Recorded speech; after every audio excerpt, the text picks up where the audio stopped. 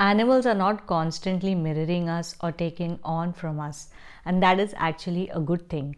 Hi, my name is Akshaya Kavle. I'm a nature and animal communicator, which means I can speak to plants, animals, and other species and have two-way conversations with them. This is one of the most frequently asked questions to me, is whether animals really take on from their humans or mirror our behavior as a way to fulfill their spiritual purpose. While the answer is yes, we need to remember that animals are not constantly in the state of just mirroring or taking on. Animal communication really teaches us to look at animals as individual beings with their own individual stories, with their own individual journeys, and they are here in this physical form to also experience everything the physical life around has to offer to them. So they experience physical joys, the material world, just as much as we experience it and we enjoy it. In our interactions with animals, they teach us to also be aligned to our physical bodies. While it's great that we are in the pursuit of these spiritual lessons, we need to remember that animals are not here just to play the role of being our spiritual guides or teachers. They are here as their own selves and individuals, and they are here to enjoy their physical life too.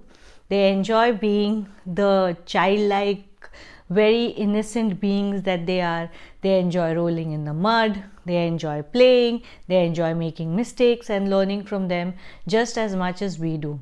They are also learning about their own individual journeys through these experiences just like we are. So, animal communication teaches us to look at them as equal partners in this journey and not as someone who is here constantly to teach us a lesson or be our teachers and our spiritual guides.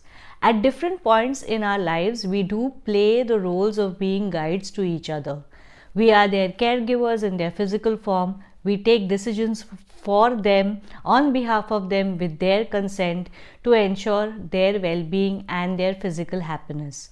Likewise, in certain cases, they offer us emotional support, spiritual support, and help us learn more about ourselves, things that maybe in a lot of cases our human interactions don't teach us.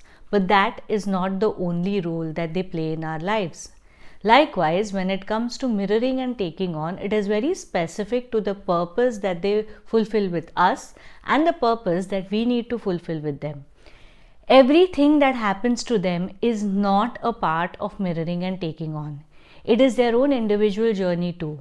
It could be a behavioral issue, it could be a health issue. It can be related to the larger purpose that we serve with each other, but it does not need to stem from something with us. It does not need to be because of us. It will be definitely something that we can learn simply because we are going through it together. But we need not be the center point of their experiences at all times. So, the best way to understand if an animal is mirroring or taking on is to ask the animal. I've had several communications where the animal clearly states that they are neither mirroring nor taking on. They are going through this experience as a part of their own individual journey. And while the human and the animal both collectively are on this journey and they have to learn something from this, this isn't because of the human. They are not doing this to teach humans a lesson.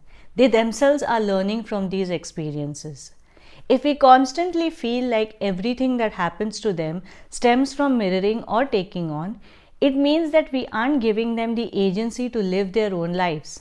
We feel in one way or another that they are subservient to us, they have come to serve us, and everything that is happening to them hence starts and begins from us.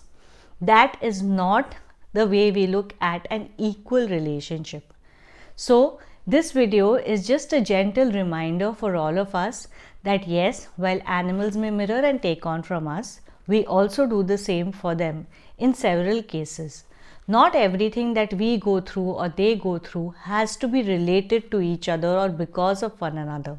Certain experiences are our own, and we need to ensure that we go through that experience for our own development and not only because we have to teach something to someone else. This not only applies to us, but it also applies to our animals. Let's look at them for the beautiful individual beings that they are, and not always just look at them as beings who are here to teach us and our teachers and our guides. Let them be their individual selves, and that is how we create a space of sharing and shared learning.